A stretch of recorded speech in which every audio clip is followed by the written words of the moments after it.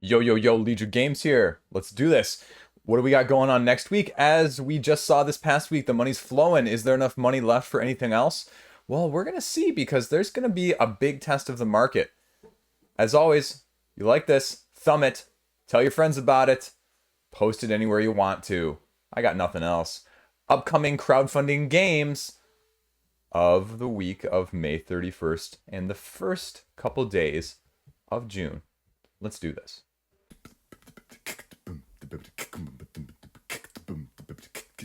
Enough flash, enough glitz, enough glam. Let's go straight to it. The biggest one of the week, possibly the biggest one of the month. Now, that's controversial, but this has a very strong following from the video game side of things. And what is this? Well, we're talking SFG, Steamforged Games, and Runescape. Runescape Kingdoms, Shadows of Elvarg. Now, again, this is going to be an interesting test of the market. Steamforged Games, their last couple games have definitely been on the rise in terms of, one, what people are liking, and two, the quality. So, with the upcoming Monster Hunter, with something like this, that's going to be the best test of the market. Now, why do I say there's a lot of money potentially being involved? Because there's already 12,000 people following it. Now, not Castles of Burgundy level, but this is potentially a higher cost point from Castles of Burgundy as well overall. Now, again, it's not a huge price point, but they've done like what they did with Monster Hunter. And as much as people will break it down and, make it, argumentative about the levels, I like having this knowledge in advance, period. $80 core pledge right here. And it gets you an exclusive expansion. So at least the base pledge level, unlike Monster Hunter, which is going to get you everything that you need, essentially, is a relatively good price. It's nice to see that not triple digits. And from the details that they have shown so far, it's looking like, they call it more of an entry-level game. So you're appealing to a broader mass market. The gameplay all-in pledge here is only $150, and that's $150 for 4 expansions? And a base game. Now it says it's only a 24-hour replayable campaign, so that's 9 hours more. But it has more of a Dark Souls feel in the sense that each of these expansions is based around one boss, as they say here, one unique boss. So is that formula going to hold better than Dark Souls? I mean, I would think so. Now again, no pop-up there, thank you. Don't want to miss a thing. You can get all the deluxeified things, including dice, coins, tokens, and mats. And that's going to cost you another $45, which again, still is not a lot of money for all that stuff. But as someone who's a gameplay person, I don't really need it. And that's okay. But you know that based on the other Steamforged properties, that if they do come to retail, they come to the retail shop and they're more expensive. They're going to be doing some unlocks here. And this is probably the biggest departure I hope to see from Monster Hunter. Give me more unlocks, unreveals, reveals, exclusives, essentially to make me more enticed.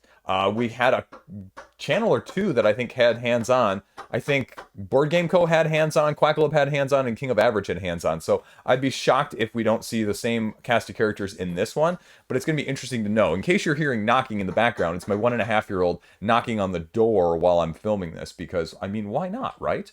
Now, it reminds me a little bit, though, of Trudvang, in the sense that of what they're doing here. Each day you're voting on which path, which gets you new gameplay unlocks. Now that's card, and I'm hoping card is used in the metaphorical sense and not the literal, you're not going to get one card for all 10 days, which would only be 10 cards. Now, I won't go through all of them because this video would be too long. It's going to be a short video anyway, but this is sort of their releases, and like I mentioned, they're giving more information a la Monster Hunter. 5 already giving you a game overview, skills, exploration, and then Cape's Quest's Vault Deck, and this one right here is just bosses. Now, that is not the most appealing miniature. I'll, point that out right away. But what I want to see is I want to see mechanics. I want to see uniqueness, right? And not only do you have monsters, you have NPCs that are going to be on your side. I mean, that's a big part of RuneScape in the first place. Now, it says the core game is made up of 4 campaigns, and there's a boss lying at the end of each of them. So then you're having a one-off here on a 3x3 grid on the boss's home turf with unique terrain cards. So you can see here that your characters are spread throughout the dungeon. And then what you're going to be doing is just moving and taking an action. So we're going to see how unique and how manipulative that can actually be. However, it's going to be using an initiative deck in order to do so. So in this case, though, it allows you to see what the boss is going to be doing next to help learn the behaviors.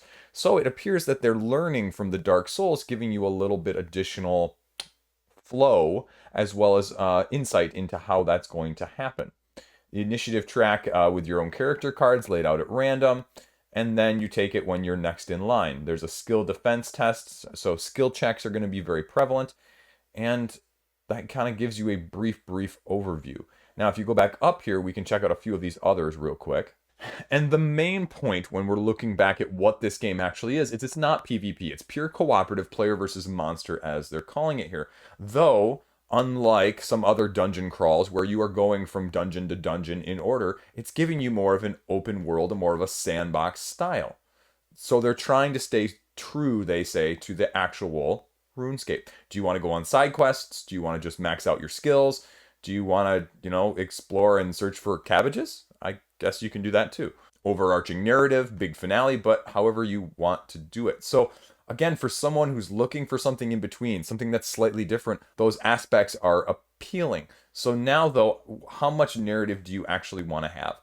Personally, I'm okay with not having a whole lot of narrative as long as the mechanics are holding up. And it says here, if you can't do the whole campaign, you can divide it into individual sessions so you can, come and go as you please. Now, I won't talk about too much of the other stuff, but, there's quests, main quests, there's side quests, and then you have this vault deck of cards that aren't shuffled, sort of like Lands of Galvzir, if you remember that one, where you're thumbing through trying to find the right card in the right quest in order to complete it. And as you're moving across the map in whatever section you are in, you're drawing a corresponding exploration card, and it's going to give you the random event that's going to be happening. But as you see here, 3 different sections for whichever area in that kingdom that you're in. Then we scroll down here and we go to see, okay, capitals. How are capitals different? Resources, XP, and skilling, essentially, in those areas as well. So, you want to know more? Check it out when it launches on Tuesday, the 31st. Next up is Amulet of Thrayax, also launching on the 31st.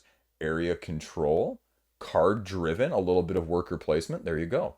You are a cult trying to capture said souls in order to capture or obtain said amulet in the first place. Combination of murder and counter cards that are going to be used in this area control style game. Now, this circular board definitely is something different. Now, the interesting thing is it's a 2 to 6 player, but there's a lot of take that, especially from an area, well, I guess not surprising from an area control, but with a worker placement emphasis, you don't always see that. Now, the nice thing, though, is that the pre-release rulebook is already available on Board Game Geek via Google Drive. So if you want to check this out, it says 35 pages down here at the bottom, but it's definitely not that long. Several of the first, 10 pages or so are definitely just giving some background lore and describing the asymmetric factions that you're getting. And then you can check out a little bit of what else it is in terms of the different ways you can manipulate the districts that you're going to and from, the corruption that you're going to be managing, and how you can interact with other people's plans, developing your own soul engine, as it says. So again, it's going to be an interesting situation. I don't get the impression off the rulebook that this is going to be a deluxified miniature area control. So we'll see. I'm guessing the price point's also going to be lower. But again, check it out if you have any interest in that aspect of things. The other dark horse this week is Toongeon Fights. This is basically a dungeon crawler deck builder, right? Only they're using the tune, pun there. It's cooperative, and it's 1 to 4 players in this dungeon crawl driven card game. Events, traps, treasures, unique boss at the end. I believe one of 6 that are coming in the core game. How is the mechanic of the deck building going to be successful in this when you have something that just ran, that just finished, that was just very similar in Thunderstone Quest? Is it going to be close to that? Is it going to be different? You can clearly see in the picture that there's equipment that you're going to be utilizing, and then you're going to have some other, assuming armor, weapons, other aspects here with the center market. How is it going to interact? How are you going to fight the bosses? Is it going to be more Aeon's End-esque? Because I don't really see it like the actual dungeon. So I'm assuming we're going to see a little bit more details. Unfortunately, no videos or rulebook yet on Board Game Geek, but we'll kind of see when it launches, I believe now on June 2nd. Then we have LOQ, as they say, LOQ from Eloquence. an eloquent game. Now, this is a party game where it's going to have a twist. You are just trying to get people to, I mean, that the pyramid game. If you're old school like me, you remember seeing that, right? You're trying to get them to guess a word, a name, a whatever it may be. But you can only describe it in a unique way every single round that is going to change from round to round. Now, again, that sounds a little bit intriguing. And if you're looking for a party game, again, 2 to 20 players definitely hits that mark. Do you have interest in that side of things?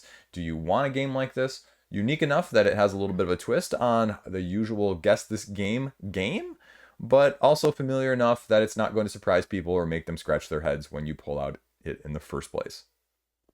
Phrasing, I know. Anyway, that's launching on the 1st. Last up, I believe relaunch number 1 or 2, Sare, which is the Egyptian-themed resource management style game.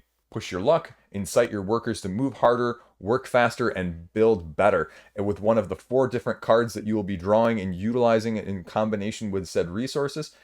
Again, I think they've gone on to Gamefound as well as Kickstarter, so I have no clue what this entails. I believe it's supposed to relaunch on the 31st. But again, how do things change? What's the difference? Why get it now versus the previous 2 launches? We'll see, but it's running at a tough time with the competition this week, but also especially in the shadow of the stuff from last week. Check it out if it launches, because I think it's that scheduled date. So, over-under time. First up for over-under, I said 3.5 games over under $500,000. Arcs was going to break it, Batman was going to break it, Cards of Burgundy broke it, but the under has it because the breach, even though 359,000 euros right now, is only about 387,000 US dollars. So that did not hit the over. And again, Castles of Burgundy is by far and away the most, so that one was right too. So I'm 2 for 2. 3 for 3 because I said Damask was going to hit under 15,000 pounds, so got that one right. Ra, I said over under 470,000. I think I said under there. So I think I was wrong on that one, actually. I killed it. And last up, I got this one wrong too, so I went 3 for 5. I said 750,000 for Tiny Epic Vikings, and it ended at 707.4. So not bad. 3 for 5 this week. What do we got going on this time, though? You know what? Let's make this easy. Let's go back to RuneScape. Let's say RuneScape or Castles of Burgundy. We'll say Castles of Burgundy, where it is at the end of day 1 in a week, in the same time frame, so really 5 days, versus, so this is at 1.2 million pounds, RuneScape. I'm gonna go Castles of Burgundy. I'm gonna go Castles of Burgundy gets more. I'm not gonna say who has more at the end, but I think RuneScape will maybe have more at the end, but we're gonna go Castles of Burgundy right now.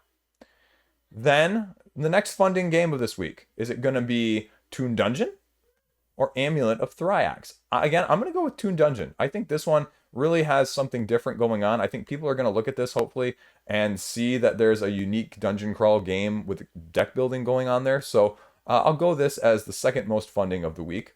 Then Anunnaki is finishing in a couple days. So let's put it over under 225,000. Again, I'm going to go under there as well. Last up on this week, just we're going to short it a little bit this week. Which one has more the next time this video airs in a week?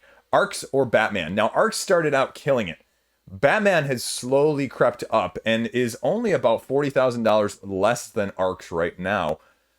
Which do you think is going to have more? I think Batman's going to overcome it. I think Batman's going to overcome. I think Batman, by the time we do the week of June 7 video, Batman is actually going to have more than Arcs. Nothing against Arcs. I'm backing Arcs and I'm not backing Batman, but I think fund-wise, they're at a steeper increase than Arcs is right now. I think a lot of people were really into Arcs right away, and I think it's going to taper off a little bit. Again, as a person who potentially loves that game. So there you go. That's it. Okay, that is it for the roundup, the over-unders, and everything else in between. TV time. I'm just burning through King's Avatar. The League of Legends style game where the top player ever in the league gets booted from his team, starts all over at the bottom on a brand new team of new players that are going through growing pains. And the first season is 40 episodes, and I'm about 35 in. It's got me hooked. It's got a good situation going on. A couple other dramas on Netflix that I've sort of been parsing through that I really haven't been a fan of. There's a new one like Gloria, like a Cold War radio broadcast thing. I'm not really sure how I feel about that yet. Apart from that, I really just kind of here and there smatterings of It's Always Sunny in Philadelphia, which again, the latest couple seasons are completely hit or miss. the episodes. So I'm not really sure how I feel about those. Apart from that, what do I got going on video-wise? Hopefully a couple reviews out this week. I really just need to churn out some reviews. I did some B-roll. I need to do some more B-roll over this weekend. So maybe Memorial Day we'll have a special review out there. Not special, but review. And I need to sell some games. We bought 2 more Calyxes, so hopefully the studio is actually going to be shifted by the next time this video comes around next week. We'll see. Again, I need to get a second camera. So if you're not a Patreon subscriber, that's what I'm going to use it for. So we'll see. That's about all I got otherwise. The 1.5-year-old just walked in, so he's chilling. Buddy, you want to come say hi?